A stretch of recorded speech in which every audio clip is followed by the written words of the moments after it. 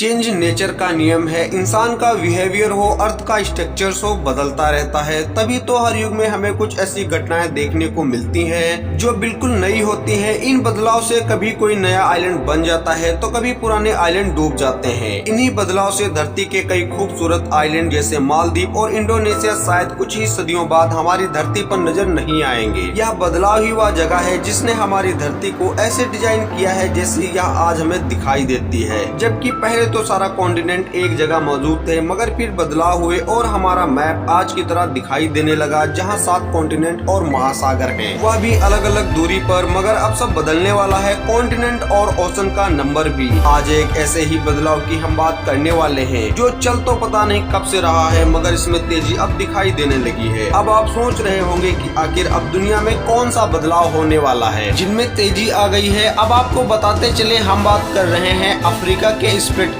जी हाँ, अफ्रीका 2 भागों में टूट रहा है, या क्यों और कैसे हो रहा है, पूरी कहानी बताएंगे, मगर उसके लिए आपको हमारी वीडियो एंड तक देखना होगा। चलिए शुरू करते हैं। हाल ही में कुछ ऐसी बातें सामने आई हैं जिनसे पता चलता है कि अफ्रीका महाद्वीप टूट रहा है, लेकिन इसका मतलब यह नहीं कि अगले कुछ सालों में ही आप इसे 2 भागों में टूटते हुए देख पाएंगे। जी नहीं, क्योंकि इसे टूटने में अभी भी हजारों सालों का समय लग जाएगा। मगर सोचने वाली बात यह है कि आखिर यह चेंज हो क्यों रहा है, आखिर अफ्रीका महाद्वीप टूट क्यों रहा है। तो आपको बताते चले, इसका मेन रीजन है प्लेट टेक्टोनिक्स। असल में कॉन्टिनेंट एंड ओशन के नीचे प्लेट्स मौजूद हैं। तभी तो जब इन प्लेट्स में मूवमेंट होती है तो उनका सीधा असर कॉन्टिनेंट और ओशन पर नजर आता है, क्योंकि हमारी धरती कई टेक्टोनिक प्लेट्स में बटी हुई है। असल में हमारी धरती का लिथोस्फीयर कई टेक्टोनिक प्लेट्स में बटा हुआ है। अगर बात करें लिथोस्फीयर की, तो लिथोस्फीयर धरती के उस हिस्से को कहा जाता है जो क्रस्ट और मेटल के ऊपर के पार्ट से बनता है। यह प्लेट्स एक जगह स्टेबल नहीं होती बल्कि मूव करती रहती है, मगर यह बहुत ही ज्यादा हैरान कर देने वाला है। इतने डेवलपमेंट एंड प्रगति के बावजूद आज तक यह पता नहीं लगाया जा सका है कि ये प्लेट्स मूवमेंट आखिर करती क्यों है। तभी तो प्लेट्स मूवमेंट आखिर क्यों करती हैं, इसके बारे में अभी भी अलग अलग विचार निकल कर सामने आते हैं, लेकिन कुछ ऐसी बातें हैं जिन्हें यूनिवर्सल माना जाता है। इनमें से एक ऐसा ही फैक्टर है इथनोस्फीयर में कन्वेंशन करंट और प्लेट्स के बीच बाउंड्री में जनरेटर फोर्स।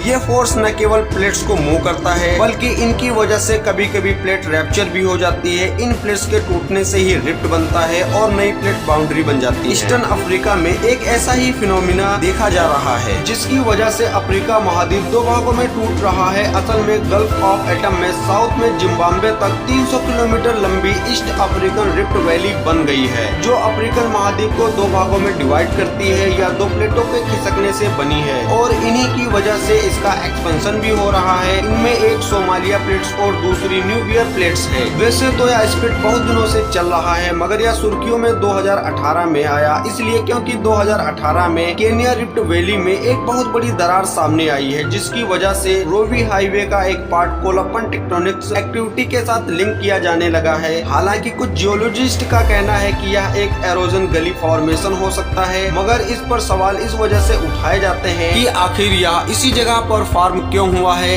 इस क्रैक को देखकर अंदाजा लगाया जा रहा है कि अगर यह क्रैक बढ़ता रहा तो जल्द ही अफ्रीका 2 भागों में डिवाइड हो जाएगा और अफ्रीका के 2 पार्ट के बीच में एक नया महासागर अर्थ पर सामने आ जाएगा।